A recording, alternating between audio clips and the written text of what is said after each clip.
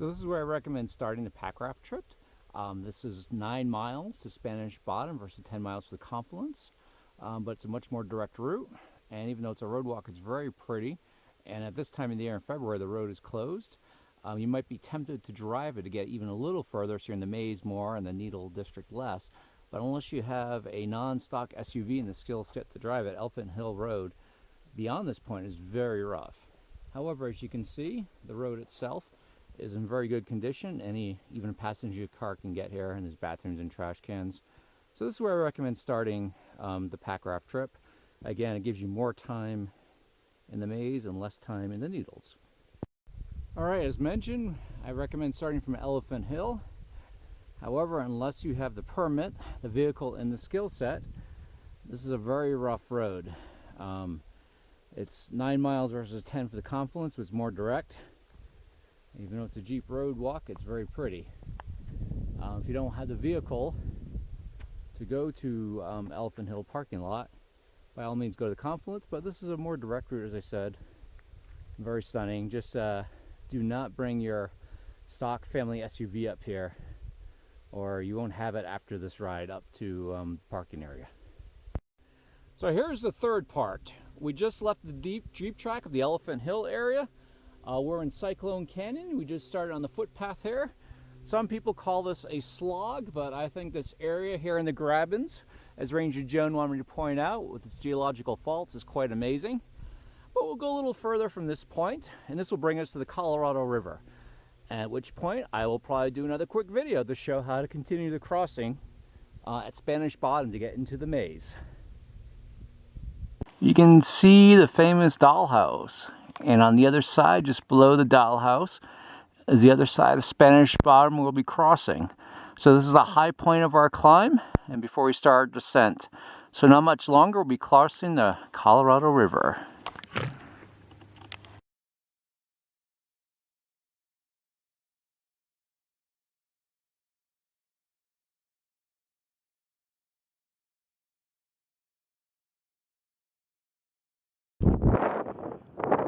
So here we are at Spanish Bottom.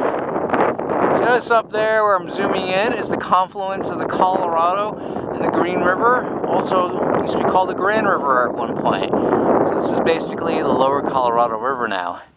As you can see, it's very low right now, being February. The snow further upstream in the Colorado Rockies hasn't melted out yet.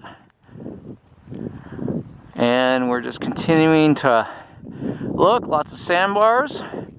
Right over there, across the way, where I'm zooming into the cottonwood, is an unofficial mooring of sorts with some carved-in sand steps that leads to the other trail going to the dollhouse, which I'll look at when we get over there. And further downstream is Cataract Canyon with some rapids well beyond my skill level, so this is a nice place to cross the river. Probably an old travel path going back hundreds of years ago, too. So if you want to packraft into the maze, this is the launching point for the crossing. And when we get across, I'll show a little more details as well. Talk to you in a little bit. All right, Ranger Joan is paddling. She looks like she's taking it wide because we want to go against that shore and towards the cottonwood I pointed out. My camera is safely stashed away, so I'm just using my phone temporarily as a video camera. And you can see Joan has a lot more kayaking experience than me, so I go with her judgment over mine most of the time. Actually, all the time. And as you can see, she's just kind of going across. And she's going to aim for that. And we're just going to go down to that cottonwood I mentioned before. So you have the right equipment, plan it out well. Works pretty well. Man, what a beautiful place to do this here. The Colorado River. No surprise, Joan has it right in hand. How you doing, Joan? And on that note, I think it's time for me to cross over. So we've safely made it across. Here's a Packraft view, excuse my finger there, of the Colorado River here in the maze side. And here's the mooring, unofficially. You can barely see the carved steps up there. That's where you go. If we had real rafts, a little easier getting out of, but as you can see, Joan found a relatively dry place. This was great to sit on. a sit pad. And what an amazing view. Gotta say, it's a lot easier versus the poor man's Packraft I used a couple of years ago when I first crossed the Colorado. Up there is another unofficial mooring that makes it easier to cross from the maze back into the Needles district there on the other side of the Colorado River. But we did it, and I'll quickly show the other moorings. We're gonna stash our packs and Packrafts rather, and that'll be it. We'll arrive at the dollhouse, and the rest is up to you.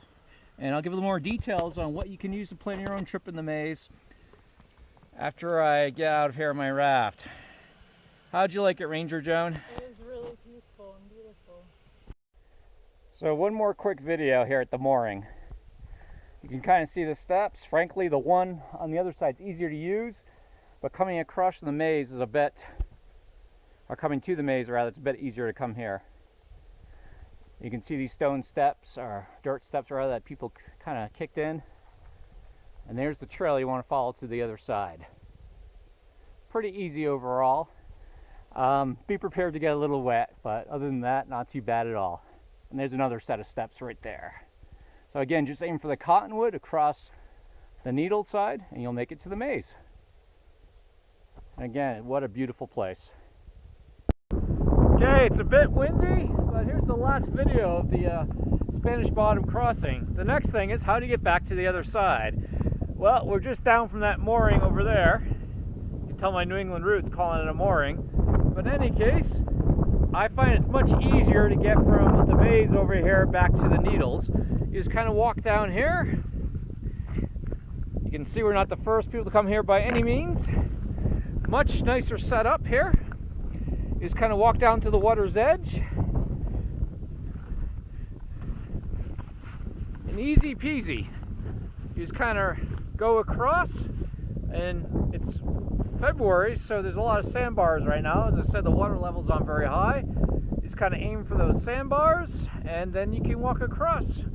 Super easy. And that's all it is to get across at Spanish Bottom here. And this is a much easier place to get water. At that other mooring, even though it's easier to cross into the maze, it's a little tricky to get in and out of your Packraft. Here, it's a lot easier to get in. As I say, you just cross over and also get some water. And again, it's just a spectacular place, and I am so grateful this is our backyard. So after this, we're